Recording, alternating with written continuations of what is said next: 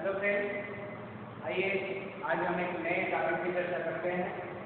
आज का हमारा जो टॉपिक है वो है जिजाट धरती के चंदेल बने। ये क्लास जूनियर सेकेंड ईयर के लिए है। राजवीर बिहार, ठीक है। जो आज का हमारा टॉपिक है वो है जिजाट धरती के चंदेल बने, ठीक है। चंदेल वन के बारे में हम बात करेंगे। जहाँ तक चंदेल वन के बारे में हम बात करने कर सकते हैं तो चंदेल जिजाट धरती के चंदेल में बुंदेलखंड में शासन करते थे और प्रारंभिक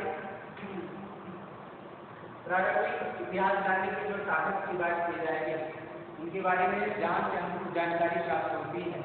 जो कहे तो इतिहास जानने के वो कौन कौन से ऐसे माध्यम हैं जिनके माध्यम से इनके बारे में हमें जानकारी प्राप्त होती है या इनके बारे में हमें जो पता चलता है वो कौन सा ऐसा माध्यम है। तो सबसे पहला जो इनके बारे में जानकारी का एक प्रमुख स्रोत माना जाता है वो है आपका खजुराहो अभिलेख। कौन सा है? खजुराहो अभिलेख। खजुराहो अभिलेख से जो है चंदेलवंशी राजाओं के बारे में विस्तृत जानकारी, इनकी दिनचर्या के द्वारा, इनकी सांस्कृतिक उपलब्धियों के बारे में, इन सभी के बारे में जो हमको विस्तृत जानकारी प्राप्त होती है, चाहे वो विद्याधर चंदेल हो, चाहे नंद चंदेल हो, चाहे गण चंदेल हो, इन सभी राजाओं के बारे में विस्तृत हमको जानकारी प्राप्त होती है वो इनके खजुराहो अभिलेख से इनके बारे में पता चलता है। अगला है मऊ प्रस्तर अभिलेख। मऊ प्रस्तर अभिलेख से भी इनके बारे में पता चलता है। यशोवर्मन के बारे में भी जानकारी प्राप्त होती है, ठीक है। और छतरपुर का लेख से भी इनके बारे में, चंदेलवंशी राजाओं के बारे में, चंदेलवंशी राजा के बारे में जानकारी प्राप्त होती है। साहित्यिक साक्ष्य की अगर बात करेंगे तो अभिलेख साक्ष्य, अभिलेखों से जो इनके बारे में पता चलता है। किसी भी राजवंश के बारे में जानने का जो सबसे प्रमाणिक साधन माना जाता है वो उस राजवंश के द्वारा चलाए गए जो अभिलेख या उस समय जो भी अभिलेख हमको प्राप्त होते हैं वो उस राजवंश के बारे में सबसे एथेंटिक जानकारी देते हैं। सबसे जो अच्छी जानकारी मिलती है वो कहाँ मिलती है? अभिलेख। उस समय की ये विवरण होते हैं ना, देखा गया विवरण होता है, किसी शासक के द्वारा जो लिखा जाता है या शासक के समय में जो भी उनके मंत्री हो या तो फिर उनके जो भी ये कहें कि दरबारी कवि वगैरह रहते हैं उनके द्वारा, तो ये सब क्या है कि उस समय के बारे में जानकारी, ऐसे जानकारी देते हैं। ये जान के रहिएगा किसी भी राजवंश के बारे में सबसे प्रमाणिक जो होता है वो उनके अभिलेख के साथ ही माना जाता है। जैसे आइए आगे देखते हैं। साहित्यिक शास्त्र की बात करें तो साहित्यिक शास्त्र के अंतर्गत जो इनके बारे में जानकारी मिलती है वो कृष्णविद के द्वारा रचित जो ग्रंथ है प्रबोध चंद्रोदय। प्रबोध चंद्रोदय ने चंदेलवंशी राजाओं के बारे में जानकारी प्राप्त होती है। अगला जो है राजशेखर का प्रबंध कोश। राजशेखर ने ग्रंथ लिखा जिसका नाम प्रबंध कोश। राजशेखर के बहुत सारे ग्रंथ हैं, जैसे राजशेखर उन्होंने काव्य मीमांसा, विशालमीमांसा, श्रृंगारमंजरी का प्रबंध कोश जैसे ग्रंथों की रचना की है। बहुत सारे अपने ग्रंथ भी हैं। तो ये जानते रहिएगा जो है प्राप्त होती है। अगला है चंद्र बरगाई।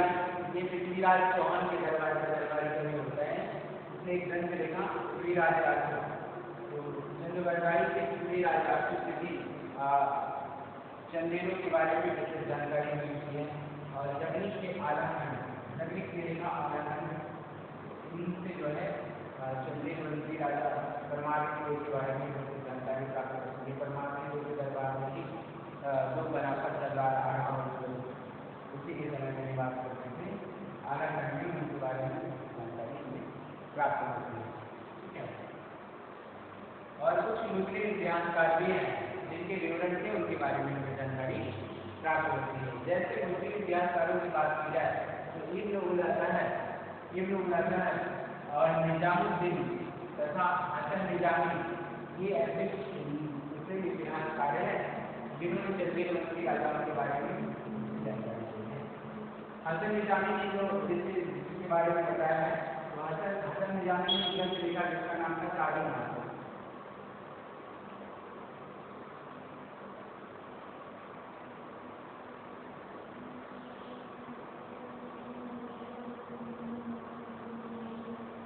हसन निजामी का ग्रंथ है ताजुल मासूर, पुस्तक क्या है किसका ग्रंथ है ताजुल मासूर हसन निजामी का ग्रंथ है। इससे भी जो है चंदेल वंश के शासकों के बारे में जानकारी प्राप्त होती है। ये तो उनके जानकारी के साधन कौन कौन से रहे, जिनमें हमने आपको अभिलेखित और साहित्यिक दोनों तथ्यों के बारे में बताया, और कुछ ऐसे विवरण के बारे में कहा जाए कि मुस्लिम इतिहासकार के विवरण में भी इसके बारे में जानकारी प्राप्त होती है। तो ये ऐसे 3 माध्यम हैं जिनसे इनके बारे में भी जानकारी प्राप्त होती है। तो ये आप माध्यम का इतिहास जानने के साथ अब आइए देखते हैं इनका राजनीतिक इतिहास। ये तो हमारा साहित्य का जानकारी रही, और ये सारी साधन अभी राजनीति कहाँ कैसे शासन ये लोग करते थे इसके बारे में जानकारी देता है। राजनीतिक इतिहास की बात की जाए, राजनीतिक इतिहास में इस वंश का जो संस्थापक शासक होता है, चंदेल वंशी जो संस्थापक राजा होता है, उसका नाम होता है नन्नू। इस वंश का संस्थापक शासक होता है। याद रखिएगा, हमने पहले ही आपको बताया है पहले ही कि अगर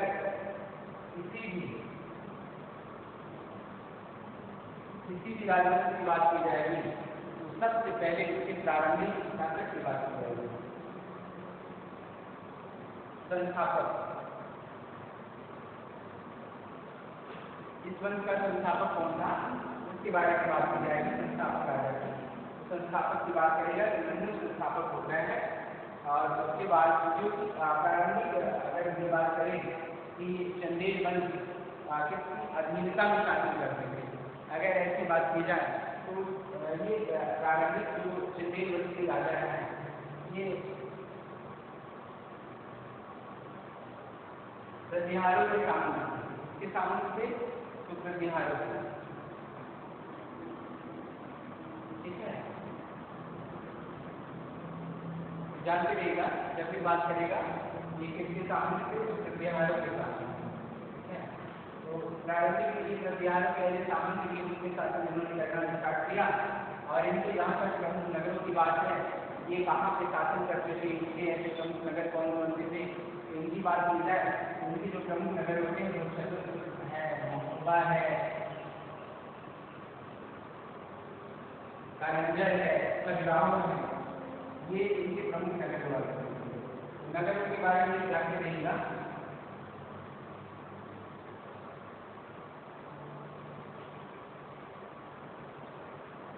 छतरपुर, महोबा, कारंजर और खजुराहो ये सारे ऐसे प्रमुख नगर हैं इनके चंदेल वंशी जहाँ पे इनका शासन था।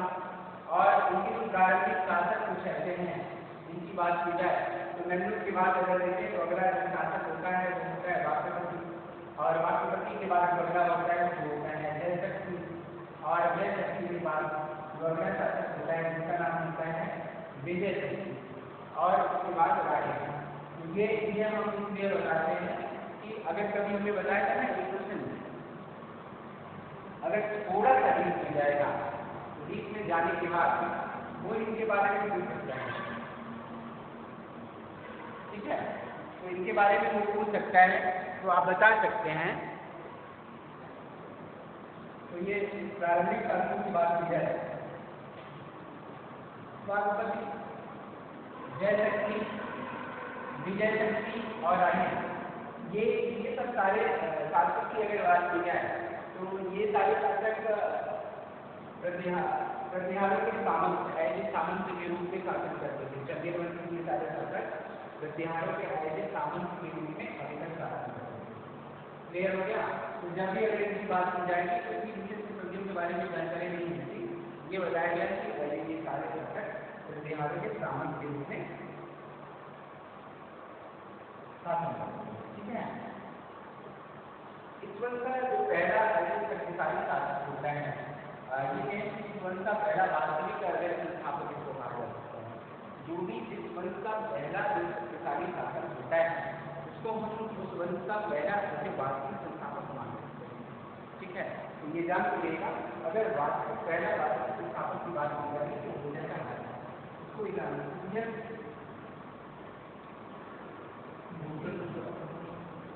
ठीक है। तो ये हर को मानेंगे, ये इस वंश का पहला ऐसे शक्तिशाली शासक होता है। जहाँ तक हर्ष की बात है तो जिसकी उपाधि की बात करेंगे, देखिए किसी भी शासक के बारे में वो पहला ऐसे स्वतंत्र शासक है कि नहीं, इसके बारे में अगर जानकारी की बात आएगी तो उसके बारे में जानकारी हमको कहाँ से मिलती है, तो उसकी उपाधियों से हमको पता चलता है। अभी तक के जितने भी सारे शासक के सामंत प्रवृत्ति के शासक थे तो सभी के नाम के साथ जो है महाराज होता है। महाराज जो शब्द होता है वो महाराज शब्द जो होता है वो इनके सामंत होने का सूचक होता है। और जहाँ तक अगर स्वतंत्रता की बात आती है, इस वंश के स्वतंत्र शासक की बात आती है, तो इस वंश का जो स्वतंत्रता का सूचक होता है वो इनकी उपाधि होती है, जो परम भट्टारक, महाराजा विराट, परम चंद्र, ऐसी बड़ी बड़ी अगर सम्मान परक उपाधियां धारण करते हैं तो ये उपाधियां सूचित करती हैं कि ये जो शासक है वो स्वतंत्र शासक है। ठीक है, तो हम देख रहे हैं कि भारत या के समय में देखा हमने इसकी जो उपाधि है वो थी परम भट्टारक। तो ये परम भट्टारक की उपाधि सूचित करती है कि ये जो शासक है ये कैसा शासक है, शक्तिशाली शासक है। और इसमें पहली बात जो है चंदेलों को सामंत की स्थिति से बाहर निकालकर ऐसे शक्तिशाली शासक के रूप में इनको परिणत किया और चंदेलों की शक्ति का जो है इसने विस्तार किया। ठीक है, तो और ये कहा जाता है कि किसी के समय में प्रतिहारों का जो एक शासक होता है जिसका नाम होता है मणिपाल। तो मणिपाल को राजपूत शासक होता है इंद्रजिति। मणिपाल को राजपूत शासक इंद्रजिति ने पराजित कर दिया था और उसके बाद जो है हर ने मणिपाल को पुनः कन्नौज की गद्दी पर गद्दी पर उसको पुनः आसीन किया या उसको पुनः गद्दी पर बैठाया। और उसके बाद इसने जो है हर्ष ने जब उसको गद्दी पर बैठाया तो ये सूचित करता है कि इसने अभी तक तो प्रतिहारी के लोग सामंत हुआ करते थे, अब उस सामंत स्थिति से ये ऊपर उठकर प्रतिहारों की सत्ता में जब हस्तक्षेप करने लगे। और ये इस बात का सूचक है जिसने इंद्रजिति के से पराजित होने वाले प्रतिहार मणिपाल को जो है पुनः गद्दी पर आसीन करके अपने अधीन किया होगा। ठीक है, ये होना हो मणिपाल की अधीन का स्वीकार करता होगा या हर जो है ये सबसे ऐसे नाम मात्र की इनकी अधीन का स्वीकार करते होंगे। ये हो सकता है कि इसी तरह से स्वीकार करता है किया। अगर आप ये देखते हैं कि हर्ष ने जो है कलचुरी शासक उत्कल प्रथम के साथ अब इसने अपने वैवाहिक संबंधों के द्वारा भी अपने साम्राज्य की स्थिति को सुदृढ़ किया। वैवाहिक संबंधों की अगर बात की जाए, हर्ष के वैवाहिक संबंधों की बात की जाएगा तो हर्ष ने अपना वैवाहिक संबंध कलचुरी नरेश उत्कल प्रथम के साथ अपनी पुत्री नट्टा देवी का विवाह किया। किसका? तो अपनी पुत्री नट्टा देवी का विवाह कलचुरी वंश के शासक उत्कल प्रथम के साथ करता है। और इस वैवाहिक संबंध के द्वारा दोनों में आपसी सद्भावना और शांति स्थापित हो जाती है, एक दूसरे के सहयोग के लिए दोनों तत्पर हो जाते हैं और इसके सहयोग के कारण हो सकता है आगे के कई युद्धों में इसने इसका सहयोग किया हो। तो ये साम्राज्य विस्तार करने का एक प्रकार की वैवाहिक तरीका, वैवाहिक संबंध बनाना साम्राज्य विस्तार करने का एक प्रकार का तरीका होता है। दूसरा इसने चौहान वंश के साथ वैवाहिक संबंध स्थापित किया। चौहान वंश की कन्या पंचुका देवी के साथ इसने अपना विवाह किया। तो ये नाम याद रहना चाहिए, आपसे पूछ सकता है कि चौहान वंश में किस राजकुमारी के साथ हर्ष ने अपना वैवाहिक संबंध बनाया था। तो चौहान वंश की राजकुमारी होती है पंचुका देवी, उसके साथ उसने अपना वैवाहिक संबंध बनाया। इस प्रकार से हर्ष ये कहें कि चंदेल वंश का पहला ऐसे शक्तिशाली शासक होता है जिसने चंदेलों को सबसे पहले एक स्वतंत्र सत्ता स्थापित करने में विशेष योगदान दिया और ये इस वंश का पहला है शक्तिशाली शासक होता है। तो अब आइए देखते हैं हर्ष के आगे, आइए अब आगे देखते हैं यशोवर्मन को लक्ष्मण वर्मन भी कहा जाता है, ये जानते रहिएगा। ये चंदेल वंश का अगला शक्तिशाली शासक होता है। जहाँ तक यशोवर्मन की बात है तो यशोवर्मन के बारे में ये कहा जाता है कि उसने कन्नौज पर आक्रमण करके प्रतिहार वंश को पूरी तरह से उसने समाप्त कर दिया। प्रतिहार को पूरी तरह से समाप्त करने का श्रेय उसे दिया जाता है।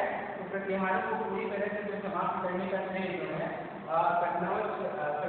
यशोवर्मन चंदेल वंश के राजा यशोवर्मन को दिया जाता है, ये जानते रहिएगा। उसी ने जो है कन्नौज पर आक्रमण करके प्रतिहारों की सत्ता का पूरी तरह से जो है समाप्त कर दिया प्रतिहार वंश की सत्ता को, और पूरी तरह से उसको समाप्त करके उसके साम्राज्य को जो है चंदेल वंश के साम्राज्य में मिला देता है, ये जानते रहिएगा।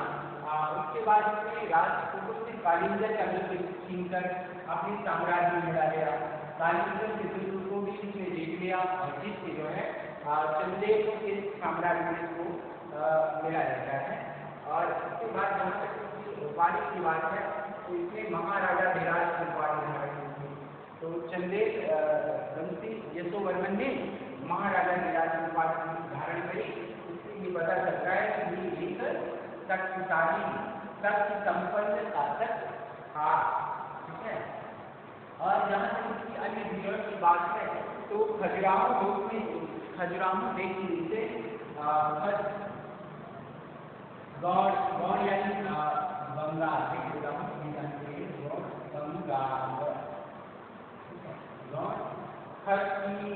गौड़ की, कोशल की, कश्मीर की, मालवा की, चीन की, कुरु की, गुर्जर प्रतिहार आदि की विजय की इन सभी शासकों को जो है पराजित करके अपने अधीन किया था। गौड़ की जहाँ तक बात है तो ये कहा जाता है कि ये गौड़ के लिए तलवार था, गौड़ों के लिए ये तलवार था। जिस प्रकार तलवार अपने शत्रु पर वार करती है, शत्रु को बचने का कोई अवसर नहीं देती और उसके गर्दन को उसके धड़ से अलग कर देती है, ठीक उसी प्रकार जो है चंदेल वंश के राजा यशोवर्मन ने गौड़ के लिए तलवार के समान, उसके साम्राज्य के लिए तलवार के समान होता है और इसके साम्राज्य को पूरी तरह से जो है नेस्तनाबूद करते हुए चंदेल वंश के साम्राज्य को मिला देता है। और कोशल को पूरी तरह से लूटने वाला, कोशल को पूरी तरह से इसने लूटा और कश्मीर का नाश किया। इसने पूरी तरह से कश्मीर को का जो है ये कहा जाता है कि पूरी तरह से इसने कश्मीर को जीतकर उसका विनाश कर दिया और उसको पूरी तरह से जो है अपने में मिला लिया। और अगला कुरु रूपी वृक्ष के लिए, कुरु यानी कुरु साम्राज्य के लिए ये जैसे एक वृक्ष के लिए तूफान जो होता है या आंधी उसको पूरी समूल जड़ से उखाड़ देती है, उस तरीके से ये कुरु के लिए कहा गया कि कुरु रूपी वृक्ष के लिए आंधी के समान था। इसने कुरु साम्राज्य को एक जैसे तूफान चलता है और आंधी उस तूफान में वृक्ष को पूरी तरह से जड़ से उखाड़ देती है, उसी तरीके से इसने कुरु रूपी साम्राज्य के लिए ये आंधी के समान होता है और इसको पूरी तरह से समूल नष्ट कर दिया उसका और उसको अपने साम्राज्य में आत्मसात कर देता है। तो ये इसकी विजय के परिचय है कि उसने जो है क्षेत्रों को जीतकर अब चंदेल वंश को एक विशाल साम्राज्य में परिणत कर दिया। जहाँ तक इसके साम्राज्य की बात है तो इसके साम्राज्य की बात की जाएगी यशोवर्मन के साम्राज्य की, तो इसने उत्तर में हिमालय से लेकर मालवा तक के सारे क्षेत्रों को जीतकर और कश्मीर से लेकर नीचे बंगाल तक के क्षेत्रों तक अपने साम्राज्य को बढ़ा दिया। तो यूँ कहा जाए कि अब इसके साम्राज्य की बात की जाए तो उत्तर में हिमालय से लेकर मालवा तक का जो पूरा क्षेत्र आता था वो चंदेल के साम्राज्य में शामिल हो जाता है और कश्मीर से लेकर इसमें पूर्व में बंगाल बंगाल के क्षेत्रों तक इसने जीतकर पूरी तरह से चंदेलों के अधीन इसको कर दिया। तो ये एक कहें कि साम्राज्यवादी साम्राज्य को दूर तक अपनी साम्राज्य सीमा को बढ़ाने वाला शासक सिद्ध हुआ। इस प्रकार से ये कहा जा सकता है कि चंदेल वंश का एक शक्तिशाली शासक होता है जिसने चंदेलों के साम्राज्य को एक बड़े विशाल भूभाग पर इसने स्थापित कर दिया। क्योंकि इन सभी के बारे में जैसे हमने आपको बताया कि हस्त, गौड़, नेपाल, कश्मीर, मालवा, गुर्जर आदि जैसे क्षेत्रों को इसने राजाओं को जीत कर अपने साम्राज्य के अधीन किया। ये इसकी विजय का परिचायक है। इसने इन सारे क्षेत्रों को जीतकर अपने साम्राज्य में मिला दिया। और जहाँ तक ये इसको विजेता नहीं, ये नहीं कह सकते हम, ये विजेता के साथ साथ एक कुशल प्रशासक, कला संस्कृति का उन्नयन भी था। इसने ये कहा कि कालीगंज से इसने राजधानी को बदल कर खजुराहो को राजधानी में स्थानांतरित कर दिया। तो ये वेरी इंपॉर्टेंट वस्तु बनेगा यहाँ से। तो इसने क्या किया कि कालीगंज से अभी तक जो है चंदेलों की राजधानी कहाँ थी? कालीगंज थी। तो इसने चंदेलों की राजधानी को कालीगंज से बदल कर इसने राजधानी कहाँ बनाई? खजुराहो। तो खजुराहो हमेशा के लिए चंदेल शासक की राजधानी बन जाती है। तो ये कहा जाए कि किसके समय से जो है खजुराहो को जो है चंदेलों की हमेशा के लिए राजधानी बनाई गई। तो खजुराहो जो है ये तो वर्णन के समय कन्नौज में चंदेल शासक ये तो वर्णन के समय से कालीगंज की राजधानी को जो है उठाकर इसने अर्थात राजधानी बदल कर इसने खजुराहो को कर दी और ये राजधानी हमेशा के लिए चंदेलों की राजधानी हो जाती है। और जहाँ तक उसके अन्य विजय की बात की जाए तो उसने अन्य क्षेत्रों के लिए विजय की। और उसके बाद में ये कहा जाए इसके बारे में यशोवर्मन के बारे में, तो ये अपने वंश का एक सबसे शक्तिशाली शासक सिद्ध हुआ। और उसके बाद उसने एक विशाल जलाशय का भी निर्माण कराया था। एक विशाल जलाशय का आपसे पूछा जाएगा कि किसने चंदेल वंश से कौन सा ऐसा शासक होता है जिसने एक विशाल जलाशय का निर्माण कराया था? तो ये यशोवर्मन की शादी से एक विशाल जलाशय का निर्माण कराया था। तो यशोवर्मन के साथ जो अगला शासक होता है वो होता है चंदेल वंश की राजा धन। चंदेल वंश की राजा धन होता है जो 950 में यशोवर्मन के बाद चंदेल वंश की गद्दी पर सीन होता है। और ये अपने पिता के द्वारा प्रदत्त जो विशाल साम्राज्य जो उत्तर में हिमालय से लेकर मालवा के क्षेत्र में और कश्मीर से लेकर पूर्व में बंगाल के क्षेत्रों तक जिसने अपने साम्राज्य का विस्तार कर दिया था, जिसमें हस्त, गौड़, कोसल, कश्मीर, मालवा, सिंध, गुर्जर, बिहार जैसे क्षेत्र जो है सीमा में अब आ गए थे। इस विशाल साम्राज्य को आगे बढ़ाते हुए उन्होंने ग्वालियर, बनारस, प्रयाग आज तक के क्षेत्रों को इसमें जीतकर अपने साम्राज्य में मिलाया। और इसकी जहाँ तक चंदेल वंश की राजा धन की बात की जाए तो इसकी जो सबसे बड़ी उपलब्धि की बात की जाती है तो इसकी सबसे बड़ी उपलब्धि होती है ग्वालियर में है। उसने ग्वालियर को विजिट करके चंदेलों के सीमा में इसको मिला लिया। इस प्रकार से अगर आपसे पूछा जाए कि ग्वालियर की विजय किसने की थी तो ग्वालियर की विजय चंदेल वंश के राजा धन ने की थी। इसने कन्नौज को भी कन्नौज इससे पहले भी जीता गया था, लेकिन चंदेल वंश की राजा धन हो सकता है यशोवर्मन के बाद कन्नौज ने अपनी स्वतंत्रता घोषित की है। ये स्वतंत्र राजा की तरह व्यवहार करने लगा होगा। इसीलिए जो है चंदेल वंश की राजा धन जब शासक बनता है तो इसने कन्नौज की पुनः विजय की। और कन्नौज विजय के बाद इसने जो है कालीगंज से जो है राजधानी को हस्तांतरित करके खजुराहो राजधानी बनाई। याद रखिएगा कि जब अगर खजुराहो राजधानी हस्तांतरित की बात आएगी तो ये कौन हो जाएगा? यशोवर्मन का चंदेल वंश की राजा धन हो जाएगा। धन ने इस राजधानी को परिवर्तित किया था, कालीगंज से राजधानी खजुराहो को की थी। ठीक है, इस बात को जानते रहिएगा। यहाँ कंफ्यूजन होइएगा, थोड़ा सा सही हो जाएगा, ये जानते रहिएगा कि कालीगंज से राजधानी किसने बदल कर कन्नौज को बनाई? चंदेल वंश की राजा धन ने बनाया था।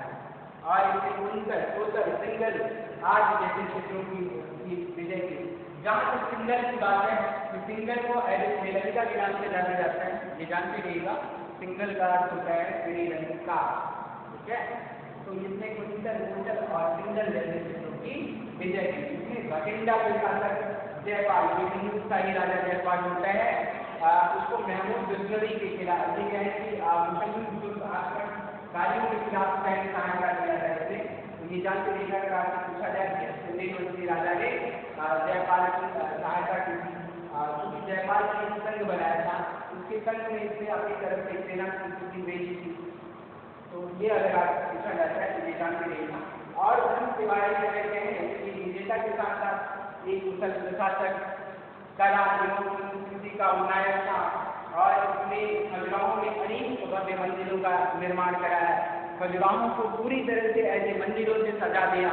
तो अगर ये कहा जाए तो इसने जो है खजुराहो में विश्वनाथ का मंदिर, जीननाथ का मंदिर, वैद्यनाथ का मंदिर आदि मंदिर इसने जो है खजुराहो में निर्मित करवाया। और इसीलिए कहा जाता है कि कन्नौज को जो है मंदिरों का ऐसे नगर विकास कह सकते हैं, क्योंकि वहाँ बहुत सारे मंदिर, वो हिंदू धर्म से जैन धर्म के संबंधित मंदिर मिलेंगे। और ये चंदेल राजाओं की कला और संस्कृति के उन्नयन से परिणत करते हैं। और ये कहा जाता है कि चंदेल राजा धर्म जो है अपने जीवन के आखिरी समय जो है इसने प्रयाग में जाकर गंगा में जो है अपने जीवन का प्रारंभ किया था। तो अगर ये पूछा जाए कि कौन सा ऐसा चंदेल राजा होते हैं जिसने गंगा में जाकर अपने जीवन का प्रारंभ किया था, तो ये चंदेल राजा धर्म होता है जिसने गंगा में जाकर अपने जीवन का प्रारंभ किया था, मतलब अपने जीवन का अंत किया था। तो ये अब इसके बाद आइए हम आगे बढ़ते हैं ढंग के बाद। आइए अब आगे बढ़ते हैं। अगला जो शासक ढंग की बात होता है, तो अगला शासक उसका नाम होता है गंड।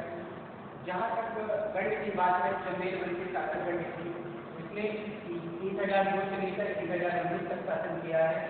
गंड ने इसका कोई भी लेख नहीं मिलता, हो न हो इसने अधिक आयु में शासन सत्ता पर अधिकार किया होगा, इसीलिए इसके किसी लेख के बारे में हमें पता नहीं चलता।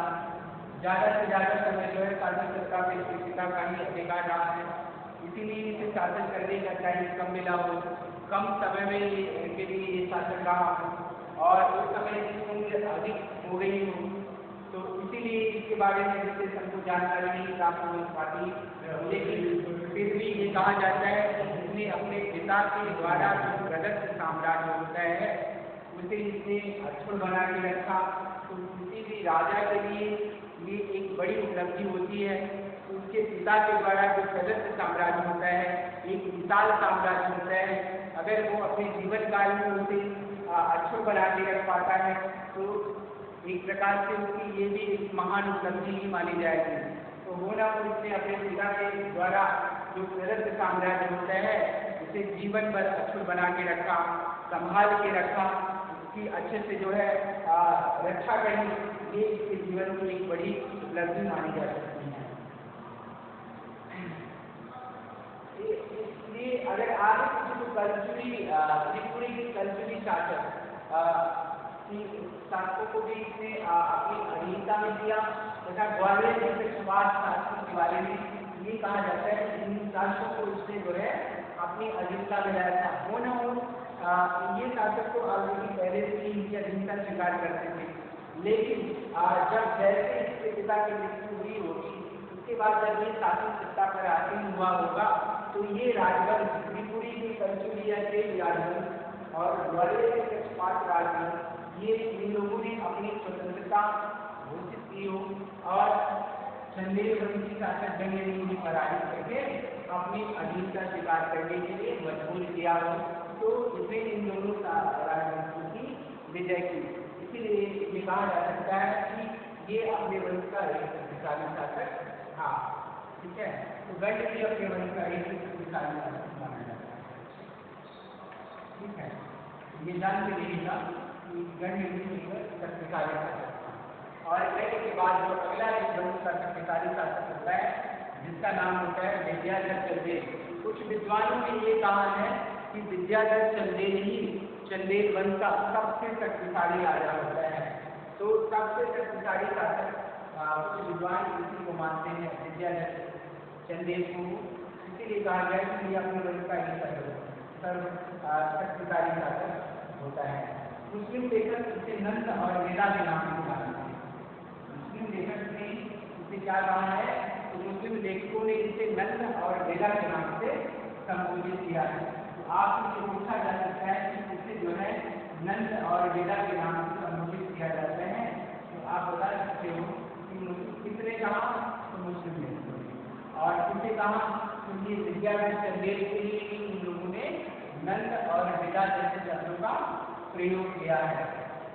ठीक है, और इसी के समय में हिंदू राजाओं पर महमूद गजनवी के आक्रमण तेज हो जाते हैं।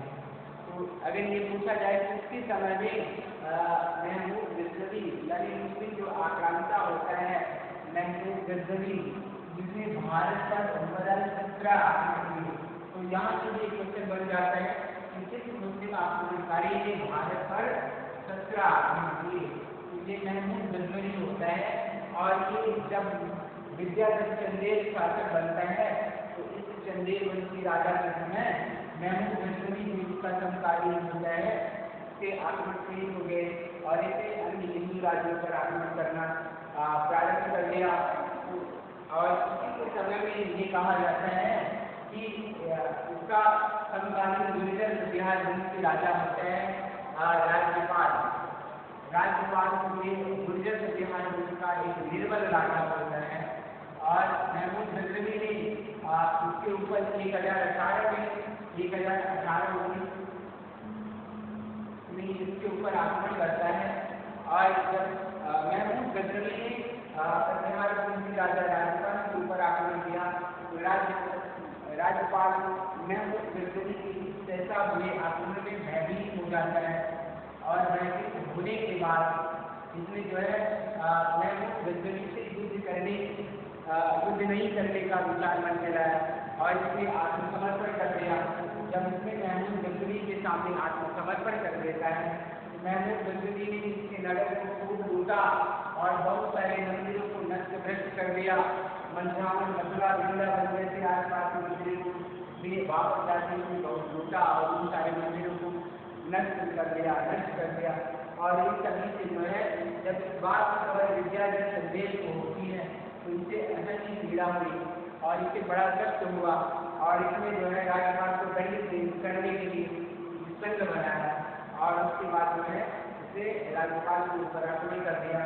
और आक्रमण करने के लिए विद्याधर चंदेल ने राज्यपाल की हत्या अपने सामूहिक अर्जुन के द्वारा राज्यपाल की हत्या करा दी। और जब उसने राज्यपाल की हत्या करा दी तो इस बात की खबर जब महमूद गजनवी को होती है, जब महमूद गजनवी को राज्यपाल की हत्या का समाचार मिलता है तो महमूद गजनवी बड़ा क्रोधित होता है और उसने ये विचार किया कि विद्याधर चंदेल को दंडित किया जाए। तो इसने जो है महमूद गजनवी ने एक विशाल सेना सजाई और उस विशाल सेना को लेकर विद्याधर चंदेल के ऊपर ये आक्रमण करता है। और ये कहा गया जब उसने एक विशाल सेना लेकर विद्याधर चंदेल के ऊपर आक्रमण किया तो जब विद्याधर चंदेल के ऊपर आक्रमण किया तो विद्याधर चंदेल ने भी अपनी विशाल सेना लेकर कहीं किसी नदी के किनारे दोनों का सामना होता है। जब दोनों का सामना होता है तो ये कहा गया कि रात्रि का समय होता है। दिन भर जब युद्ध होने के बाद जब रात्रि का समय होता है तो युद्ध स्थल उपयुक्त न होने के कारण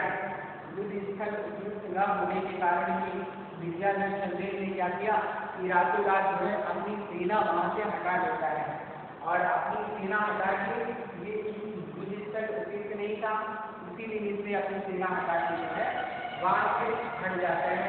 और जब सुबह जैसे ही सूर्योदय होता है तो सूर्योदय के बाद जब महमूद गजनवी ने देखा तो सामने विद्याधर चंदेल की फौज दिखाई गई थी, तो इसे आसपास के जंगलों में उसको खोजा और नहीं मिली।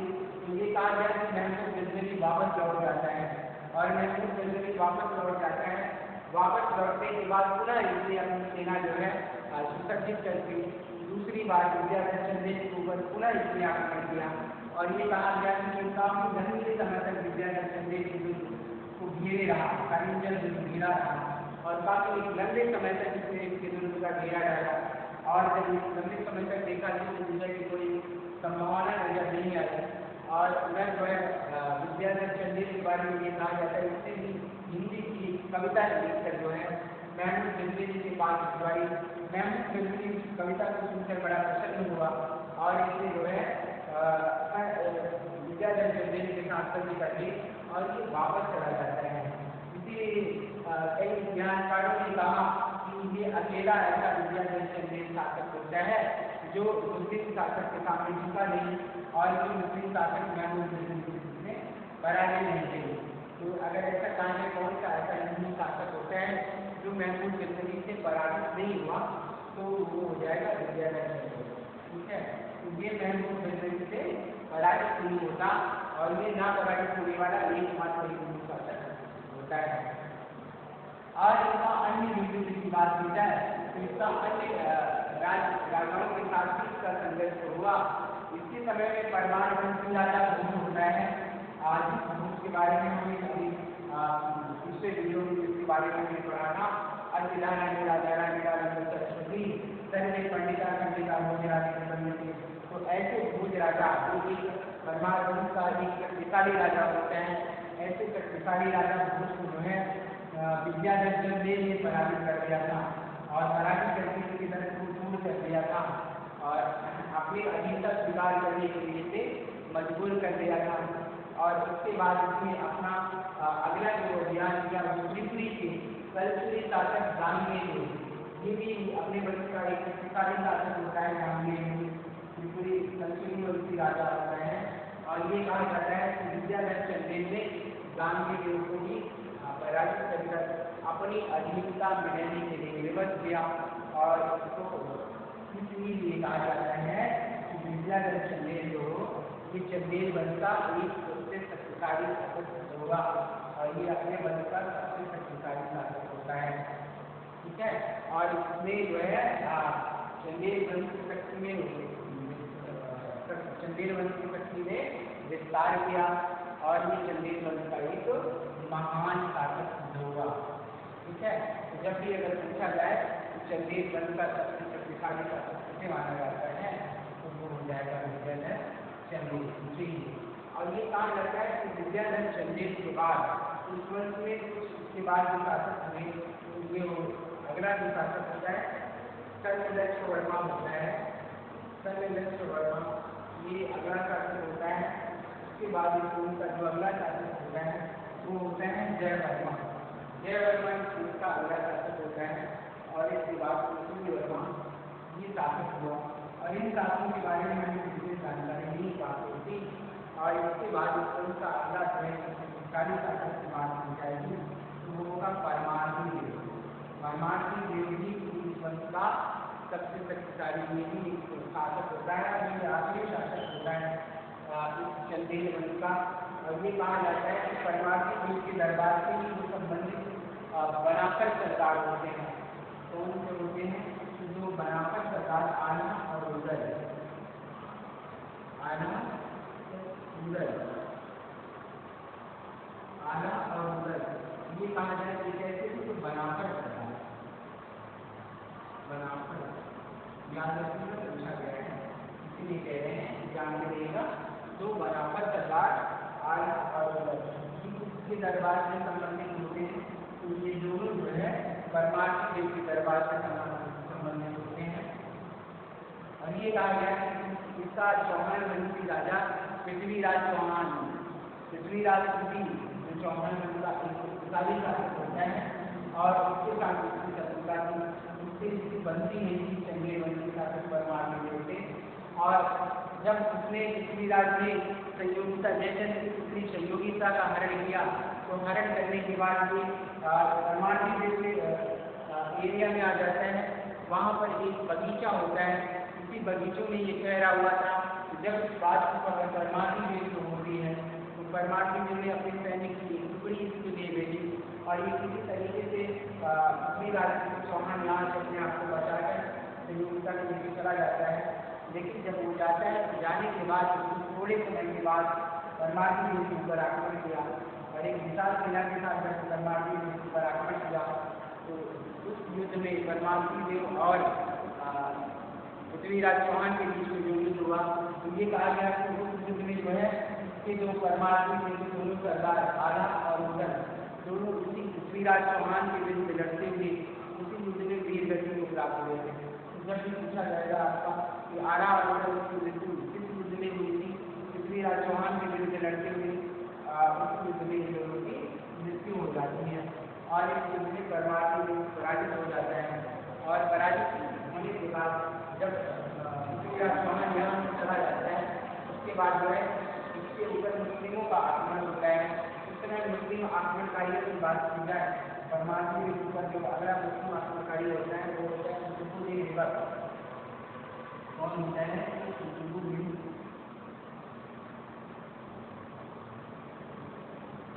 कुतुबुद्दीन ऐबक।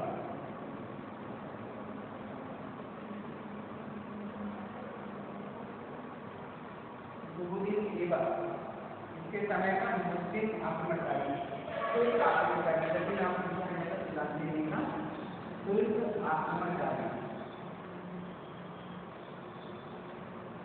तुर्क आक्रमणकारी होता है कुतुबुद्दीन ऐबक और इस आक्रमणकारी का सामना हुआ और ये कहा जाता है कि इसकी आक्रमणकारी परमार्दी में पराजित हो जाता है।